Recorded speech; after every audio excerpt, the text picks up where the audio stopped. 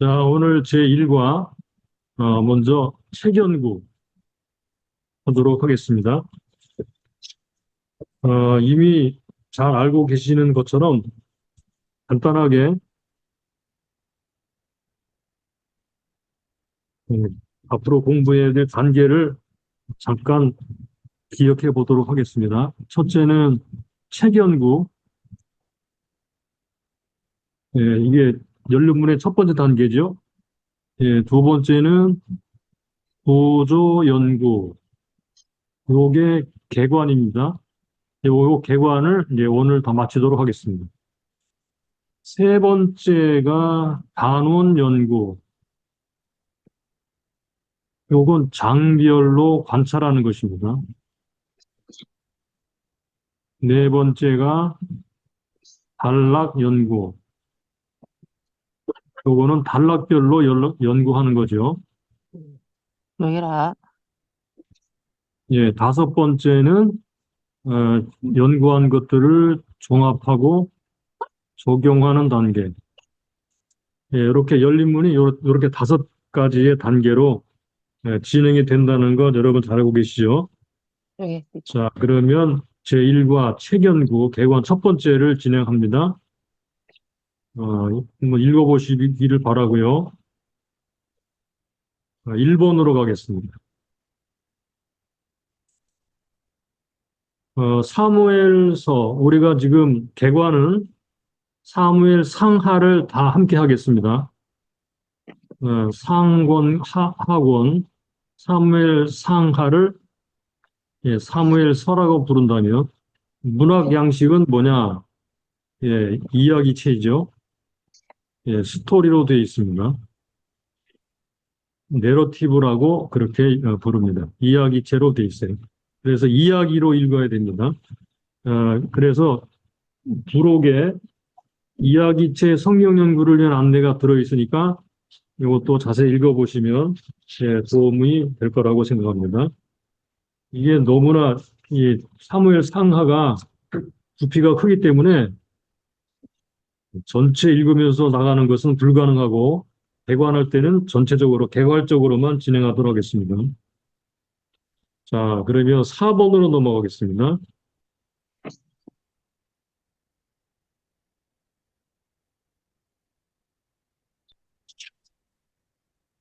4번으로 넘어가면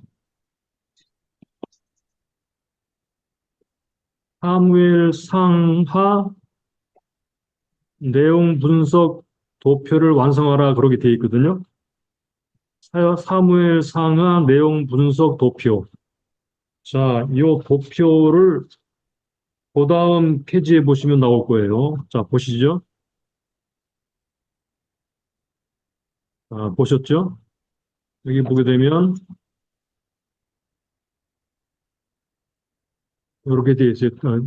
도표가 단락 구분, 그 다음에 주요 등장인물, 뭐 사건, 그 다음에 배경, 관점 이렇게 되어 있거든요.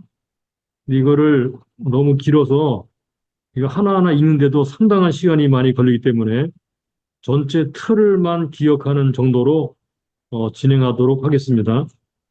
먼저 우리가 알아둬야 될 것은 2장 1절부터 10절까지가 한나의 노래라는 그러한 기도가 나오거든요. 한나의 노래. 요거는 사무엘서의 중요한 모티프입니다. 이 한나의 노래가 말하고자 하는 것은 하나님의 주권, 왕 모티프예요. 왕 모티프. 예, 하나님이 왕이시다라는 것입니다. 그런데 사무엘상 2장 1절로 10절까지가 한나의 노래로 시작하는데 이 도표를 끝까지 다 넘겨보시기 바랍니다. 사무엘 하로 가보겠습니다. 사무엘 하 22장 사무엘하 22장 1절 51절. 자, 여기 보게 되면 여기 다윗의 노래라고 되어 있죠. 다윗의 노래가 요게 3, 상 2장 1절, 2장 1절로 10절까지 내용과 흡사합니다. 그래서 사무엘 상 하는 한나의 노래로 시작해서 다윗의 노래로 끝난다라고 생각하시면 돼요. 자, 기억하시기 바랍니다. 한나의 노래로 시작해서 다윗의 노래로 끝난다.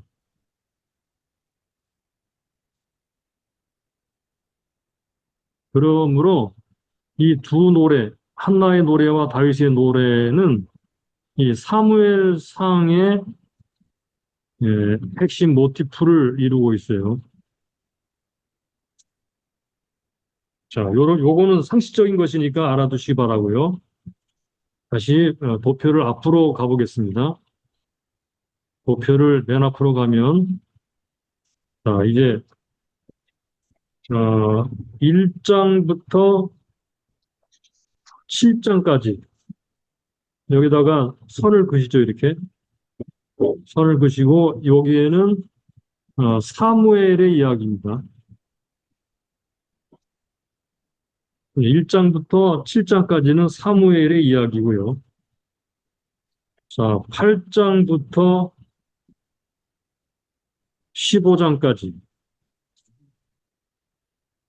8장부터 15장까지는 요거는 사울의 이야기입니다. 사울의 이야기. 8장부터 15장 사울의 이야기고요. 그 다음에 16장부터 마지막 장까지. 이거는 사울과 다윗의 이야기입니다. 예, 사울은 다윗을 쫓으면서 전쟁을 하고 하는 이야기죠. 예, 이렇게 해서 여기까지가 사울과 다윗의 이야기입니다. 결국은 예, 사울이 세 아들과 함께 블레셋 전장에서 죽음으로 예, 끝이 나죠. 사울의 죽음으로 예, 사무엘 상이 끝이 납니다.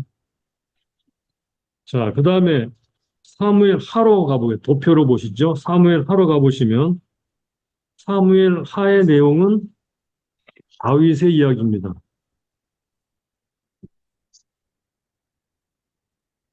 다윗의 이야기.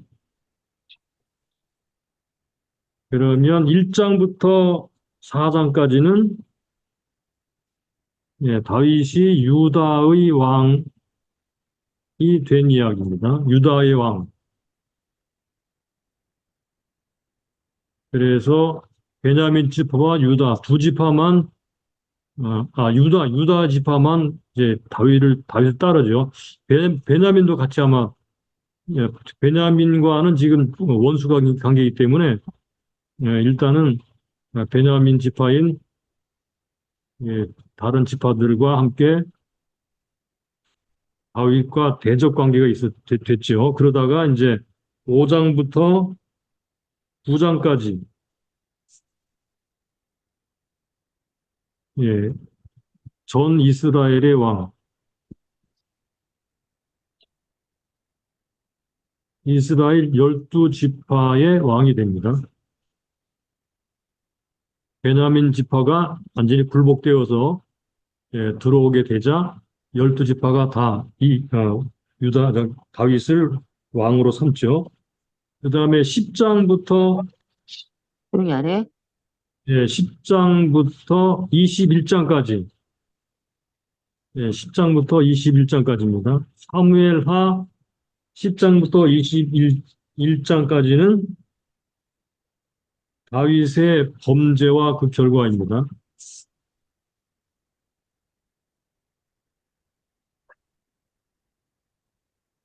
범죄와 그 결과. 조용히 해라. 다윗의 범죄와 결과. 네, 여기 보게 되면 이제 바세바와 간통하고 뭐 등등 이야기 여러분 잘 아시죠? 그런 이야기가 이제 쭉 등장하고 자, 그다음에 마지막 21장부터 24장까지는 부록입니다. 이 부분은 부록입니다. 제일 마지막에 나오는 이야기는 여기 다윗의 인구조사. 그래서 하나님의 진노로 7만 명이 죽었다는 이야기로 사무엘 하가 끝납니다. 요런 구조로 돼 있어요. 네, 이건 자세한 이제 각 장의 내용들은 이제 단원 연구하면서 진행을 하게 되겠습니다.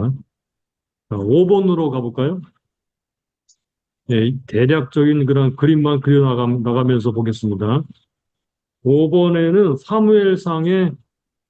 어, 사무엘상의 핵심어휘들을 찾을 때 주로는 반복을 통해서 핵심어휘를 발견합니다. 반복되는 단어나 어구들. 네, 요게 핵심어휘입니다. 핵심어휘. 물론 그 외에도 이제 하나님이라는 단어 뭐 등등 여기 나오지만 복잡하게 말씀드리진 않겠습니다. 자, 그래서 여기 너무 길기 때문에 이제 관찰하면서 직접 발견을 해야 되는 거거든요. 그런데 사무엘 상하가 너무나 방대하기 때문에 여러분들에게 어, 핵심 어휘들을 수록해 놓았습니다. 첫째, 나오는 단어가 만군의 여호와라는 말입니다. 만군의 여호와. 요 만군의 여호와는요, 여기 보시죠. 사무엘상 1장 3절에 처음 나온다. 요거 기억해 두세요. 만군의 여호와라는 단어가 구약 성경에 특별히 포로기에 많이 나오죠. 그리고 포로기에 기록됐던 선지서들에 많이 나옵니다. 그런데 처음 나오는 어, 책은 사무엘상 1장 3절이라는 거, 요거를 상식적으로 기억해 두세요. 그래서 만군의 여호와라는 말이 사무엘상에는 5번 나오고요. 사무엘 하에는 6번이 나옵니다. 비록 많이 나오진 않지만 이 단어가 아주 독특한 단어이고 어, 이제 나중에 이 단어가 여러 번 등장하기 때문에 여기부터 등장한다는 것이기 때문에 우리가 기억을 해둬야 될 거예요. 그 다음에 하나님이라는 단어, 그리고 하나님에 관한 그런 명칭들, 여호와라는 단어가 많이 나오죠. 여호와, 사무엘서 상하, 개역 성경에는 356번, 356일, 이거 1년과 같은데, 365일인가요? 1년? 헷갈리네요. 거의 비슷하죠? 예. 이렇게 많이 나와요. 여호와라는 말이. 원문 성경에서는 358번이 나온다 그래요. 그 다음에 엘로힘이라는 하나님이라는 단어는 138번이 나옵니다. 그러니까 여호와라는 단어와 하나님이라는 단어를 찾으면 엄청 많이 나오죠. 자, 요게 핵심 단어고요. 하나님의 이름이 핵심 단어고, 두 번째 단어는 기도하다라는 단어와 동의어들. 기도라는 말은 11번, 간구라는 말은 50번. 자, 이렇게 간단하게 메모를 해 두시죠. 기도라는 말은 11번, 간구라는 말은 50번 이상. 기도하다는 의미가 아닌 의미로도 여러 번 사용되었습니다. 자, 그 다음에 중요한 단어가 바로 뭐냐면 왕이라는 단어입니다. 왕. 자, 왕이라는 단어. 사무엘 상하의 모티프. 중요한 글의 재료죠. 왕이라는 단어가 나옵니다. 그리고 기름 부음 받은 자. 그래서 왕이라는 단어는 총 279번 사용됩니다. 많이 사용되죠? 예, 279번. 기름 부음 받은 자라는 말은 31번. 그래서 이게 310번이나 사용되죠. 왕이라는 의미의 그런 단어들과 기름 부음 받은 자 합치면 300번이 넘습니다. 자, 이것도 이렇게 알아두시고요. 그 다음에 이제 사람, 인물로서는 사무엘, 사울, 다윗, 요 세 사람이 예, 핵심 인물이죠. 사무엘 상하의 핵심 인물, 사무엘, 사울, 다윗. 예, 이 우리가 뭐 잘하는 거고요. 자, 넘어가도록 하겠습니다.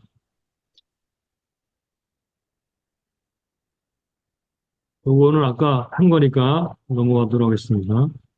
그 다음에 다섯 번째, 또 우리가 상식적으로 알아야 될 핵심 단어, 제사장, 선지자, 왕이라는 말인데요. 이 세 측면으로 사무엘 상하를 읽을 필요가 있습니다. 선지, 제사장, 선지자, 왕.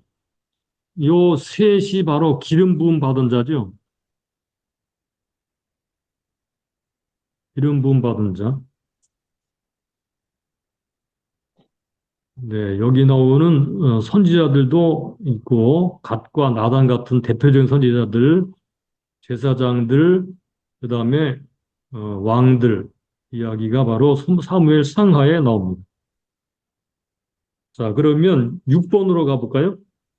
지금까지 이제 관찰을 했던 핵심 단어를 중심으로 무엇에 관하여 기록을 하고 있는가? 이게 바로 주제입니다. 주제.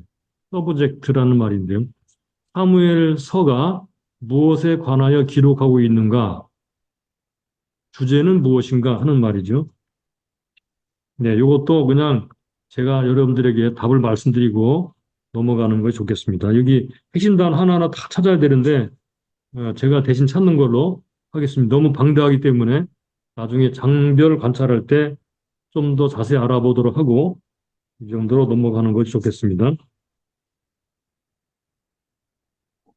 자, 그래서 사무엘 상하의 주제는 요거 하나님의 왕국, 다윗 왕국 요렇게 하나님의 왕국 혹은 다윗 왕국 이렇게 하도 되고요. 하나님의 왕국, 다윗 왕국 두 개를 한꺼번에 해도 됩니다. 그러니까 요거를 압축적으로 더 잘 표현하자면 사무엘 상하의 이야기는 하나님의 왕국 이야기입니다. 예, 구약 이스라엘이 추구했던 나라는 하나님의 나라, 하나님의 왕국이죠. 그래서 사무엘 상은 왕국의 출발이고요. 그리고 최초 왕이 바로 사울이다라는 것을 사무엘 상이 보여주고 있습니다. 하나님의 왕국. 자, 그 다음에 7번으로 가볼까요? 사무엘서의 요지, 힘. 자, 요지라는 것이 뭐냐면 글의 줄거리를 말하거든요. 글의 줄거리를 말하는데 아까 앞번호에서 정한 6번에 정한 주제에 대해서 무엇이라고 말하는가를 설명식으로 정하는 것, 요게 요지입니다. 그래서 제가 정한 요지를 간단하게 말씀드리겠습니다. 여호와 하나님께서는 이스라엘의 정치적, 사회적, 환경적 혼돈 속에서 다윗을 일으켜 세우시고 그를 통하여 왕국을 세우셨다. 요게 사무엘 상하의 요지입니다. 핵심 요지. 여호와 하나님께서는 이스라엘의 정치적, 사회적, 환경적인 혼돈 속에서 자, 이 혼돈이 왜 일어났나요? 이 시대적 배경은요, 좀 이따 다시 말씀드리겠지만, 사사시대입니다. 사사시대 말기죠. 사사시대 말기. 사사시대 말기에 있었던 혼돈, 그 상황 속에서 마침내 다윗을 왕으로 일으켜 세우시고 다윗, 하나님의 왕국이 세워지게 되죠. 자, 그 다음에 요절. 요절은 하나, 사무엘상 2장 7절, 요 하나만 여러분들이 메모를 해 두시죠. 한번 같이 볼까요? 사무엘상 2장 7절. 여러분들에게 드린 관찰 도표를 펴서 보시기 바랍니다. 제가 별도로 본문을 인수해 드린 거 있죠? 자, 2장 7절을 보겠습니다. 요,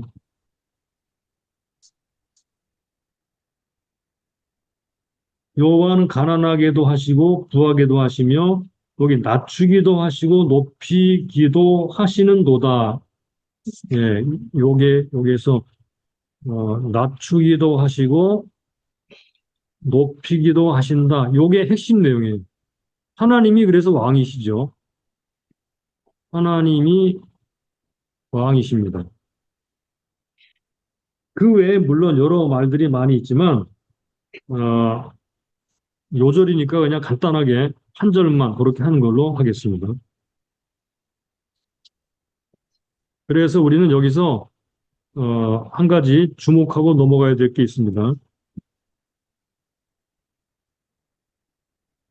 자, 우리가 주목하고 기억해야 될 그런 내용은 왕을 기억하라라는 것입니다.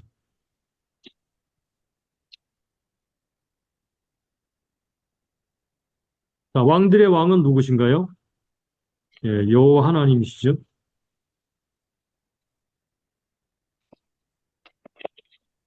여호와 하나님. 따라서 예, 함께 생각해야 되는 게 이스라엘의 왕은 누구인가? 이스라엘의 왕은 예, 어떤 위치인가?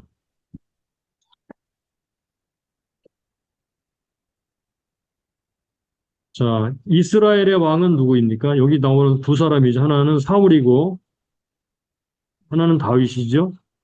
근데 사울은 폐위되고 다윗은 언약을 맺습니다. 어떤 위치인가? 바로 하나님에게 복종하는 위치죠. 하나님 여호와께 복종하는 또는 하나님의 대리인이죠, 대리인. 예, 그래서 하나님의 뜻이 이루어지는 예, 하나님의 나라를 만들어야 되는 거예요. 하나님의 나라를 세워야 될 사람들이 바로 예, 이스라엘의 왕들이었습니다. 근데 그렇지 못한 경우가 엄청나게 나타나지요. 그 이야기가 바로 이 역사 이야기입니다.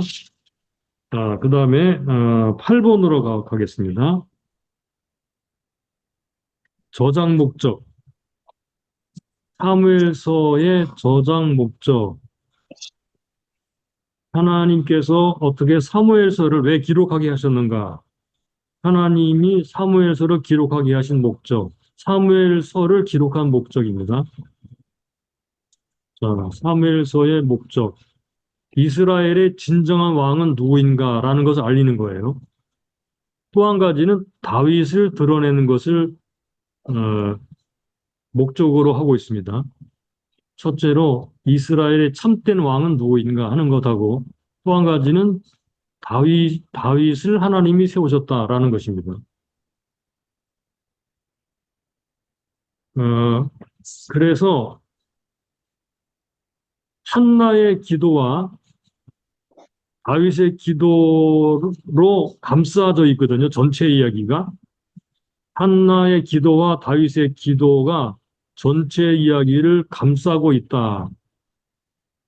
사무엘 상 1, 2장과 사무엘 하 22, 23장이 바로 이거예요. 자, 이것은 뭘 말해주는가 하면 사무엘서의 기록 목적과 읽기의 방향을 정해주는 것. 그냥 한나의 기도와 다윗의 노래를 여러분 나중에 한번 찬찬히 함께 비교하면서 읽어보시기를 바랍니다. 자, 그래서 요거를 조금 더 상세히 말하자면 하나님께서 그의 왕국을 통치하신다 라는 것을 기록하는 거고요. 그는 높이기도 하신 낮추기도 하시는 분이시다. 다음에 두 번째는 기록 목적이 하나님의 통치권이 어떻게 다윗에게 위임되었는가 하는 것을 주려고 하고 있고, 따라서 다윗 왕조는 하나님의 통치를 어떻게 드러내야 되는가 하는 것을 말하고 있습니다. 그리고 이제 다윗의 선택과 언약은 메시아 안에서 어떻게 성취되는가? 그래서 메시아를 대망하도록 하고 있습니다. 이게 이스라엘의 소망입니다. 예, 요게 바로 사무엘 상하를 기록하는 중요한 목적 몇 가지가 되겠습니다. 큰 건 이거죠. 어, 진정한 왕은 누구인가 하는 것하고 하나님이 다윗을 세우셨다는 것입니다.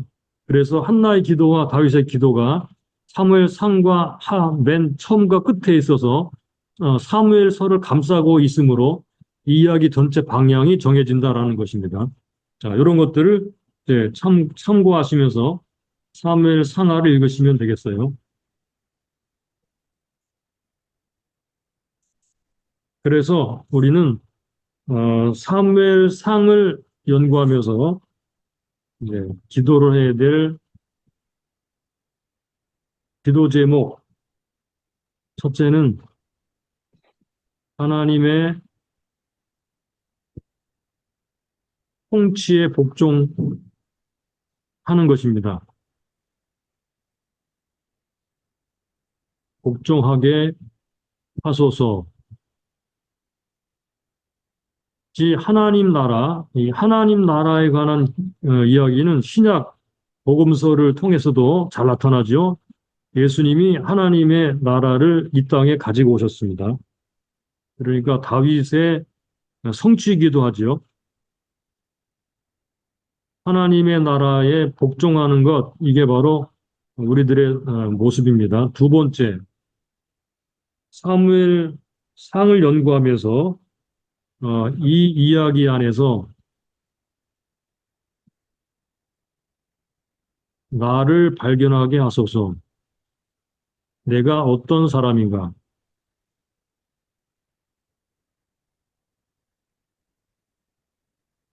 나를 발견하게 하소서. 이 이야기 안에서 나를 발견하는 것, 하나님의 통치에 복종하는 것.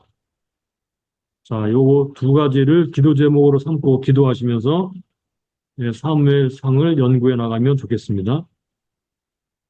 자, 이것으로 이제 1과를 마치고요. 이제 2과로 들어가도록 하죠.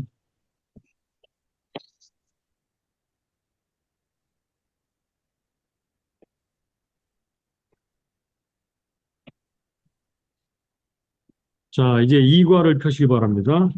2과는 네, 구조 연구입니다. 아까도 말씀드렸지만 열린 문의 5단계. 첫째는 책 연구,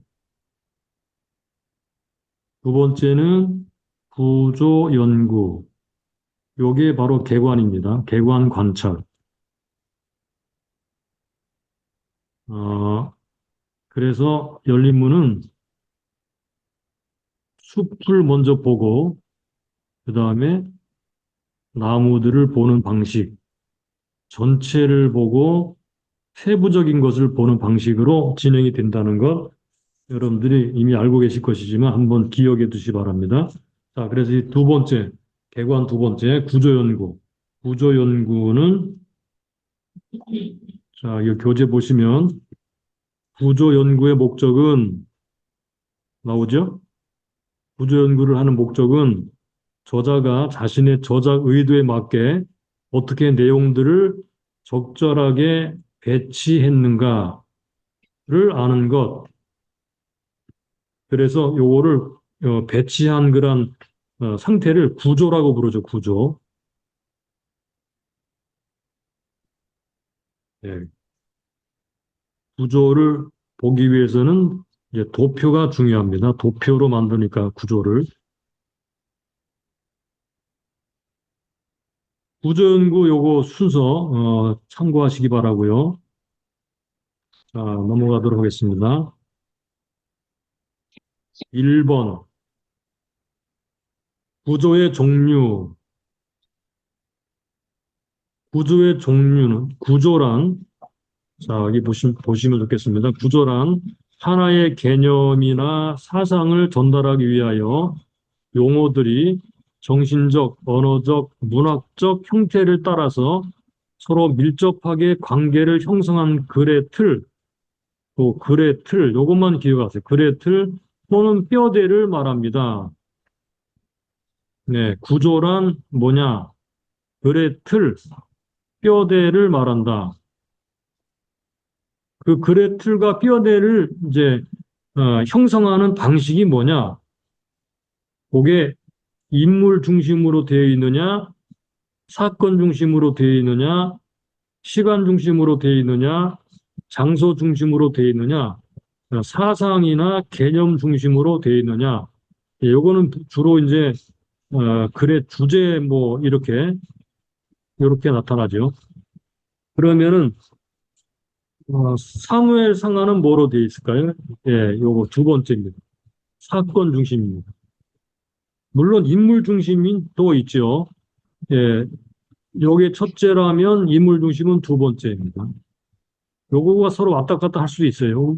왜냐하면 다윗의 이야기이기 때문에 인물 중심이긴 하지만 그러나 사건 중심으로 이야기를 진행을 하죠. 또 이야기의 진행 방식을 말하는 거예요.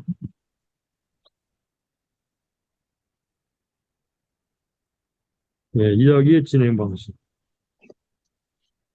사건 중심의 이야기의 진행 방식을 가지고 있습니다. 그래서 사건이 일어나면서 예, 거기에 이제 뭐 인물도 나오고 장소도 나오고 여러 가지 이야기가 등장을 하게 되죠. 자, 넘어갑니다. 두 번째 2번으로 가보겠습니다. 자, 그 다음에 이제 사무엘서가 어떻게 큰 틀로 이루어졌는가라는 것을 보는 것을 핵심 구조라고 불러요. 핵심 구조.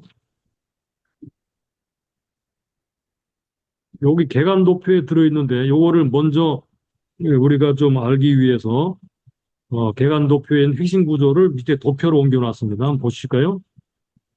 사무엘서의 핵심 구조. 자, 먼저는 여기 사무엘상과 사무엘하로 나눠집니다. 이건 뭐 너무 잘 아시니까요. 사무엘상은 1장부터 31장까지 되어 있고요. 사무엘하는 1장부터 24장까지 되어 있죠. 자, 우리가 처음에 봤던 것처럼 요거 1장부터 12장까지 요거예요.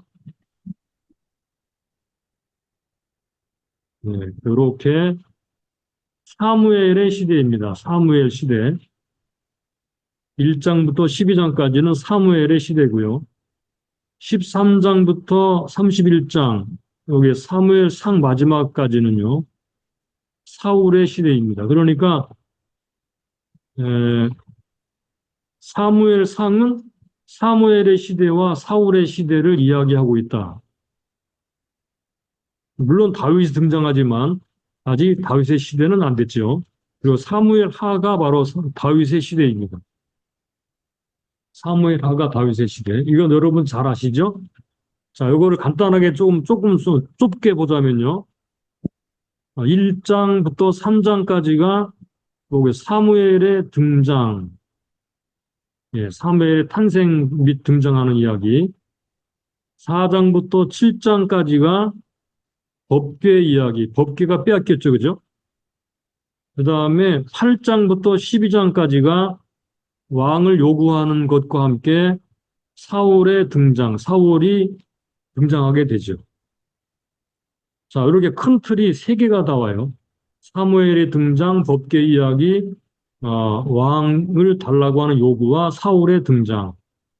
그냥 사울의 등장해도 괜찮을 거예요. 그 다음에 13장부터 15장까지는 사울이 왕으로 실패하게 되죠. 사울의 실패. 그리고 다윗의 등장과 사울의 쇠퇴. 다윗의 흥기라고도 할 수 있는 그런 분위기가 만들어지죠. 사울이 몰락하게 됩니다. 그게 바로 16장부터 31장. 사울의 실패는 13장부터 15장. 순종을 얘기하면서 순종하지 않았다고 책망하고 이제 폐위가 되죠. 그리고 다윗이 등장하면서 사울은 점점 몰락하고 사울이 죽게 됩니다. 사울의 시대가 끝나게 되죠. 그리고 나서 이 다윗의 시대가 이루어지게 되는데 1장부터 8장까지는 여기 다윗의 왕권에 대해서 말하고 예, 왕이 된 다윗이죠. 유대 왕, 유다 지파 왕, 그리고 전체 이스라엘의 왕이 됩니다. 그리고 다윗이 위기들을 기록하죠. 위기들. 9장부터 20장까지입니다. 그리고 21장부터 24장까지는 부록, 반성이라고도 할 수 있겠습니다. 우리가 이미 얘기했듯이 여기 2장에는 한나의 노래가 나오고요. 요거 22장, 24장, 23장 여기는요. 다윗의 노래가 나옵니다. 요 한나의 노래와 다윗의 노래가 이렇게 전체 사무엘 상하를 감싸고 있다고 말씀드렸는데 한나의 노래를 잘 읽어보시고 다윗의 노래를 잘 읽어보셔서 이게 사무엘 상하가 무엇을 이야기하려고 하고 있구나라는 것을 조금 더 파악할 수 있게 되기 바랍니다. 자, 3번으로 가볼까요? 이제 단원 분석, 예, 핵심 구조를 분석했으니까 이제 단원 분석, 개관 도표를 보시겠습니다. 그리고 단원 분석을 해보겠습니다. 근데 이 단원 분석이 너무나 많기 때문에 이걸 다 할 수가 없을 것 같고요. 일단은 개관 도표를 여러분 보시죠.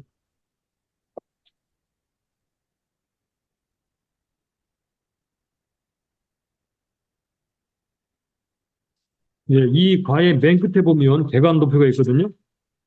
개관 도표를 보시기 바랍니다.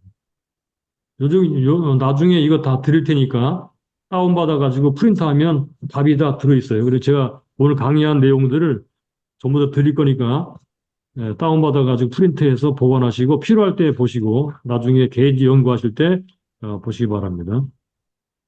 자, 좀 전에 우리가 핵심 구조 했죠, 그죠? 단원 구분이 있습니다. 여기 장별로 전부 나눠놨고요. 요지나 제목을 그 다음에 다 적어놨습니다. 이렇게. 이거는 제가 직접 한 거니까 나중에 한번 참고해 보시기 바랍니다. 이거를 다 읽어보려니까 시간이 너무 많이 가고 기억도 나지 않을 거고 별로 그렇게 크게 도움이 되지 않을 거니까 또 그리고 잘 아는 내용들이 많이 있거든요. 그렇게 참고하시기 바랍니다. 자, 다시 한번 간단하게 복습을 해볼까요? 사무엘의 시대가 오고 사울의 시대가 있죠? 그게 바로 12장을 기점으로 되고 있다는 거. 13장부터 사울의 시대고요. 그 다음에 사무엘 하가 다윗의 시대입니다. 사무엘 하 또는 사무엘 상.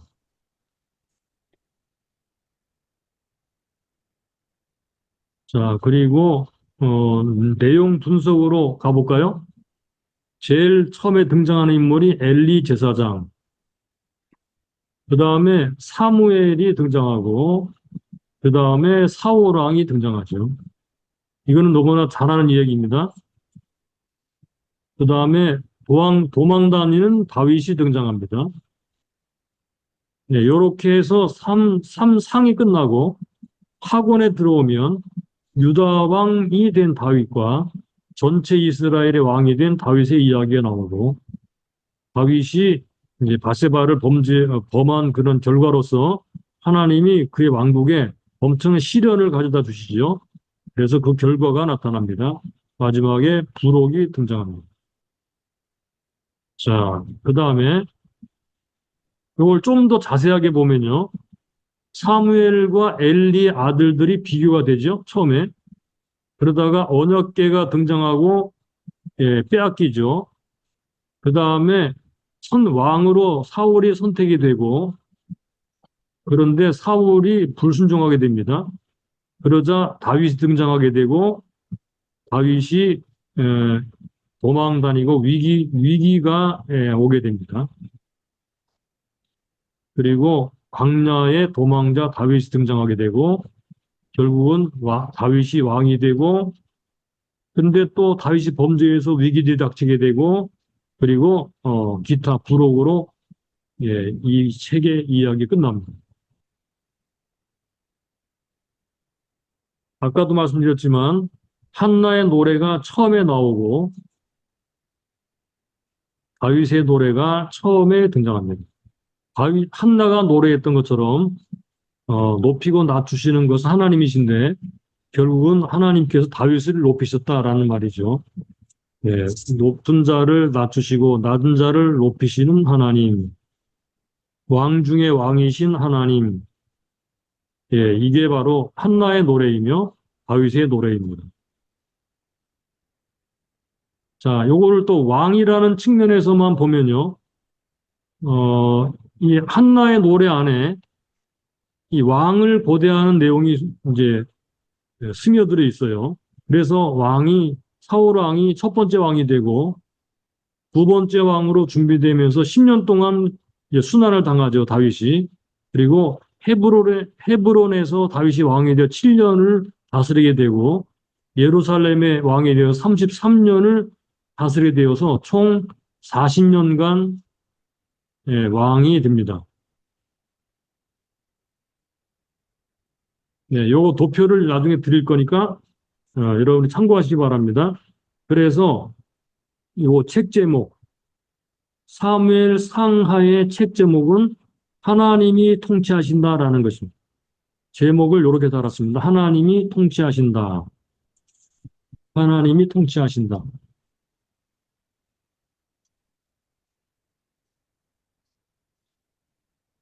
자, 밑에를 보겠습니다. 이것도 여러분들이 나중에 참고하고 필요하신 분들은 메모를 해 두십시오. 사무엘 상하를 기록한 때가 언제인가? 이 포로기 중에 기록을 했다고 보는데요.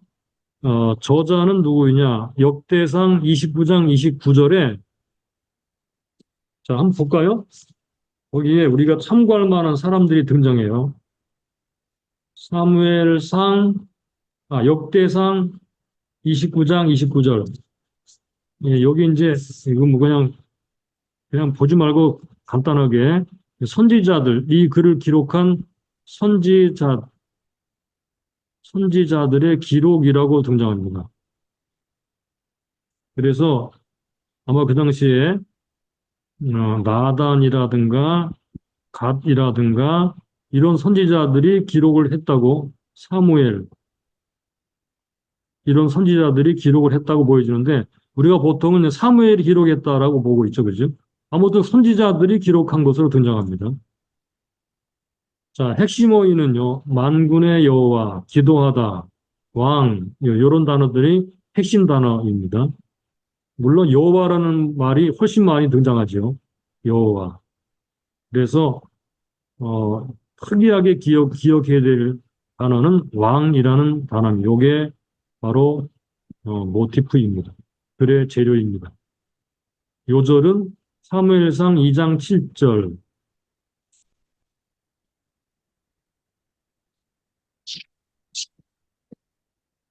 자, 그리고 다시 교재로 돌아오셔서 5번을 보겠습니다.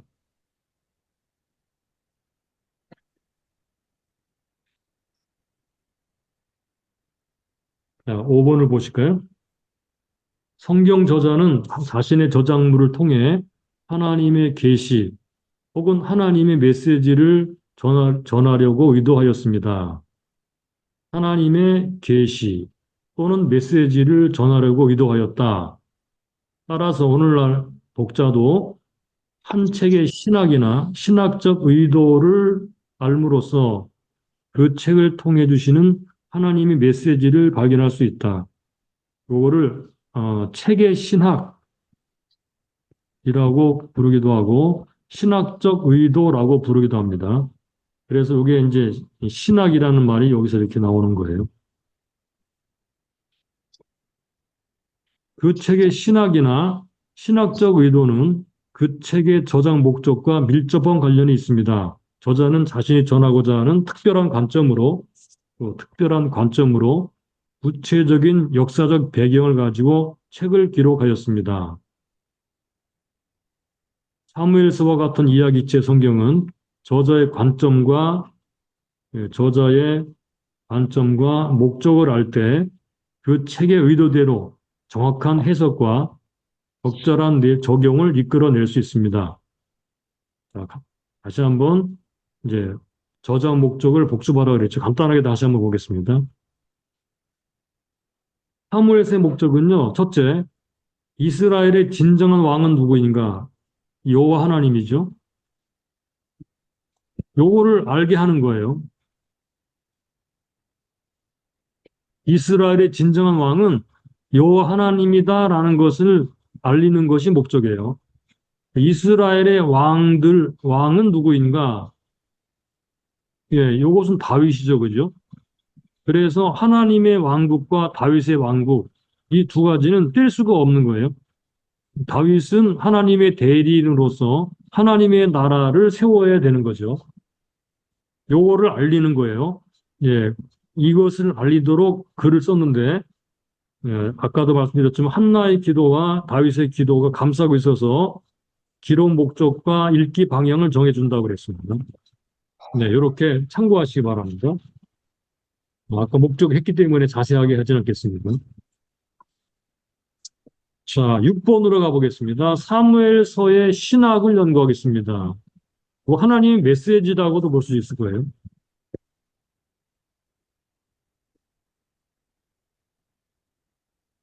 사무엘서의 메시지. 신학이란 인간의 특별한 역사적 그리고 문화적 상황 가운데 주신 그거 신적 계시의 이해입니다.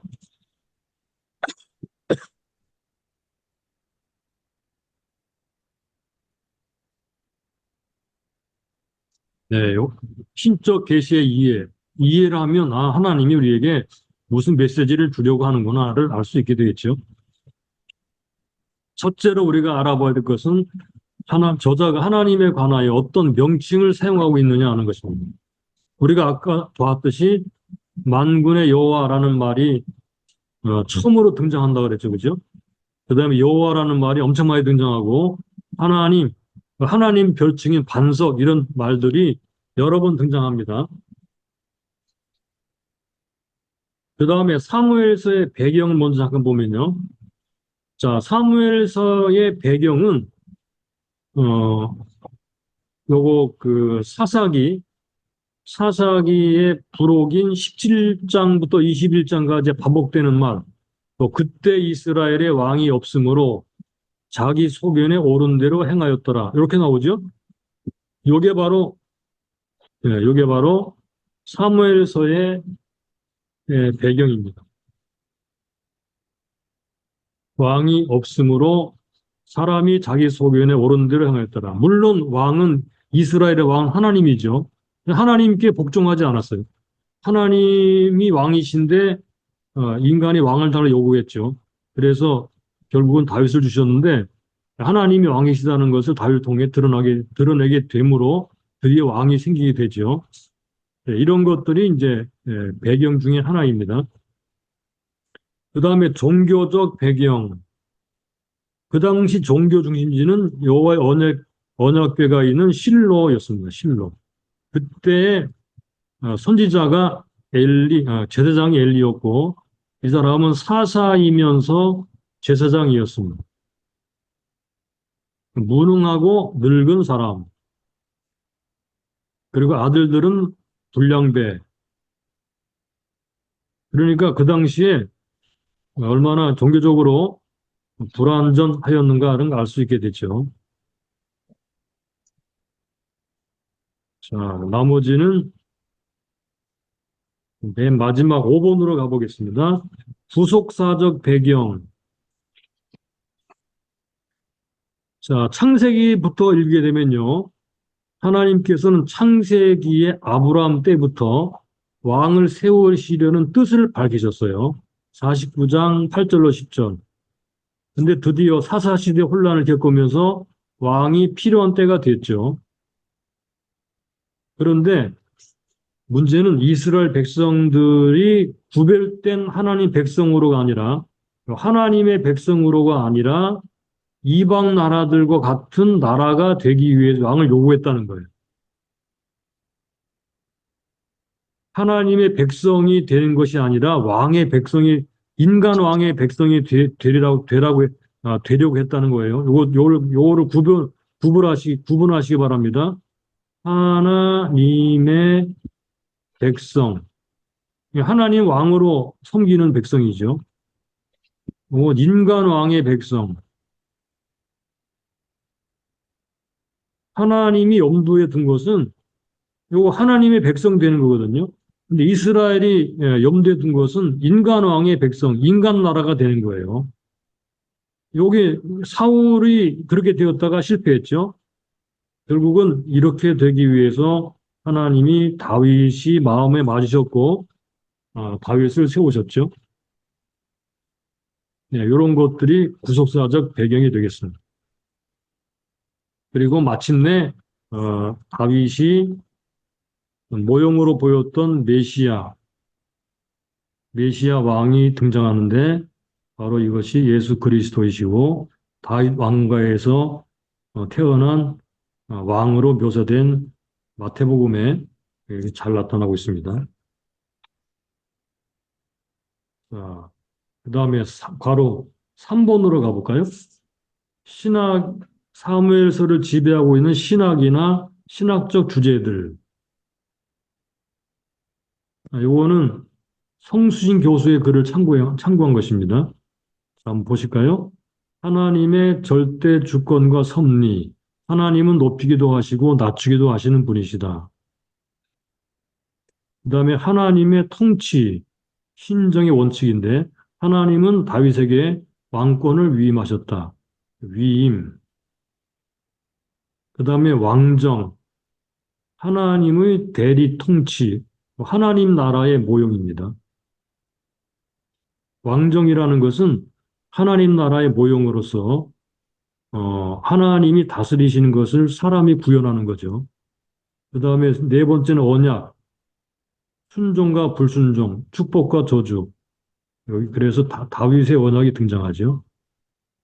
이때 영원한 왕국을 약속하는데 여기서 드디어 메시아 왕이 탄생하게 됩니다. 탄생함으로써 이 언약이 성취가 되게 되죠. 그리고 도망자 다윗, 의인의 고난과 인내, 운명의 반전. 의인이 고난당합니다. 자, 다윗이 몇 년 동안 도망 다녔나요? 10년입니다. 이 기간 동안에 의인으로서 고난받으면서 이제 왕으로서 준비를 하며 수업을 하게 되죠. 자, 사무엘서 신학을 간단하게 요약해 보자면 사무엘서의 신학. 이스라엘은 하나님의 왕국이다. 왕국의 왕은 하나님이시며 그분은 절대적인 주권으로 그의 백성들을 다스리신다. 왕은 신이 아니고 하나님의 대리 통치인이다. 하나님의 대리 통치인이다. 따라서 왕이라도 하나님 말 순종해야 된다. 하나님이 세우신 또는 세우실 왕국은 사울과 같은 왕이 아니고 예, 다윗과 같은 왕을 통해서이다. 다윗은 하나님과 백성들이 원하는 하나님 나라의 통치자이다. 그러므로 다윗은 메시아의 모형이다. 이게 사무엘서 신학을 간단하게 요약해 놓은 글입니다. 자, 괄호 4번으로 넘어갈까요? 사무엘서 핵심 모티프는 무엇인가? 아까 말씀드렸죠. 왕입니다. 사무엘서는 구속사적으로 어떤 모형론적 패턴을 가지고 있는가? 네, 아까도 이미 다 말씀드렸는데 다윗은 메시아의 모형으로서 역할을 하고 하나님의 나라, 하나님의 통치의 신학과 모형을 보여주고 있는 것입니다. 자,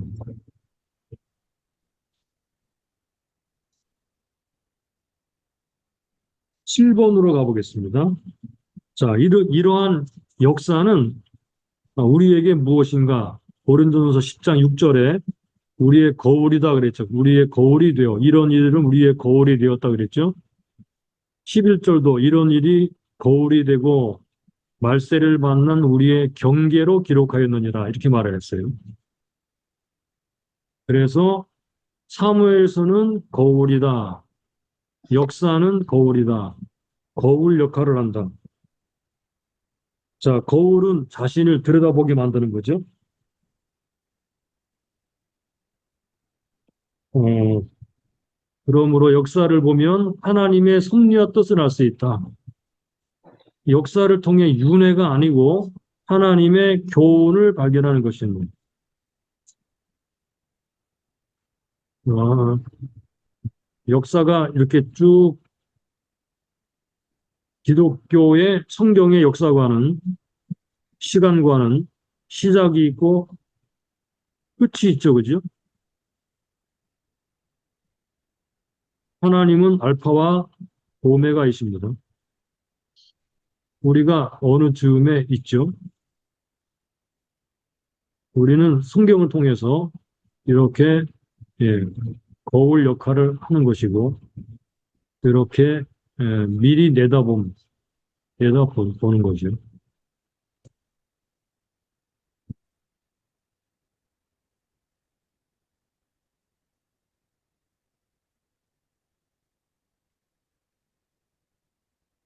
괄호 8번을 보시면 아까도 말씀드렸지만 사무엘서의 해석학적 열쇠는 어디에 있는가? 바로 3상 2장의 한나의 노래와 3하 22장의 다윗의 노래. 요게 사무엘서 해석학적 열쇠이다. 요거 제가 여러 번 반복해 드렸는데 참고하시기 바랍니다. 자, 이제 마지막 부분으로 들어가 보겠습니다. 7번으로 가보겠습니다. 이제 적용적인 관점에서 보도록 하겠습니다. 기도에 대해서 무엇을 배울 수 있는가? 기도는 하나님의 도움을 구할 뿐 아니라 하나님의 뜻을 성취하는 요거 뜻을 성취하는 수단이다. 요거 꼭 기억하시 기 바랍니다. 기도는 하나님 날 도와주세요. 이렇게 끝나는 게 아니라 하나님이 그렇게 기도를 하게 하심으로써 하나님의 뜻이 이루어지게 되는 거예요. 이런 내용들은 이제 성경에 많이 나오는데 시간상 자세하게 말씀드리진 않고 때가 되면 혹시 필요하다면 그때 가서 말씀드리도록 하죠. 하나님의 백성은 기도를 통해 하나님의 역사와 섭리에 능동적으로 참여한다는 것입니다. 자, 두 가지. 하나는 하나님께 도움을 구하는 것이고, 두 번째는 하나님의 역사 또는 섭리, 성취에 능동적으로 참여하는 것입니다.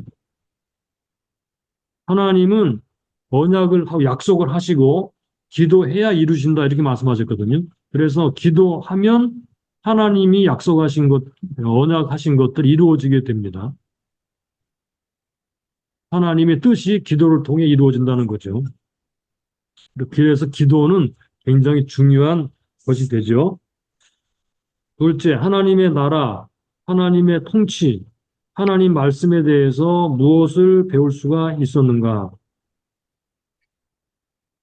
네, 어, 우리는 다윗의 언약의 성취 안에 살고 있다고 우리가 알 수 있습니다. 그러므로 예수 그리스도는 우리의 왕이시다. 우리는 그분에게 복종해야 된다. 통치에 복종해야 된다. 하나님의 말씀은 하나님 왕국의 법이다. 이런 것들을 알 수 있죠. 자, 순종에 대해서는 무엇을 배울 수 있었는가? 하나님의 통치에 순종하기를 원하신다. 그래서 예수님도 오직 그의 나라와 그의 의를 구하라 라고 말씀하셨죠. 그 다음에 우리가 생각해야 될 그 우리 자신에 대해서는 무엇을 배울 수 있는가? 역사는 곧 거울이기 때문에 이 이야기를 통해 나의 모습을 비춰보는 것 필요합니다. 내가 어떤 사람인지 볼 수 있게 되기를 바랍니다. 자, 마지막으로 기도 제목. 첫째는 하나님의 통치에 순종하게 해주십시오. 하나님은 왕이시고 우리는 그분의 백성이기 때문에 하나님의 통치에 순종해야 되겠죠. 이 순종에 대한 주제가 아주 중요하니까 우리가 이 역사서를 공부하면서 하나님의 통치에 순종하게 해달라고 기도하면 좋겠습니다. 또 한 가지는 사무엘의 이야기를 통해 사무엘상의 이야기를 통해 요거 나를 볼 수 있게 해주십시오. 내가 누구인가? 나는 어떤 사람인가?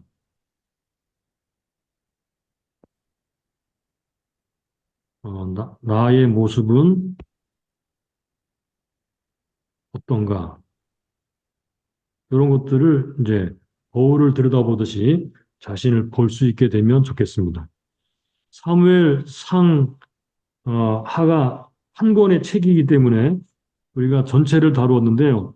짧은 시간 안에 이제 책연과 구조연구를 한꺼번에 다 했습니다. 자, 이렇게 해서 1과 책연구, 2과 구조연구를 한꺼번에 다 마치도록 하겠습니다.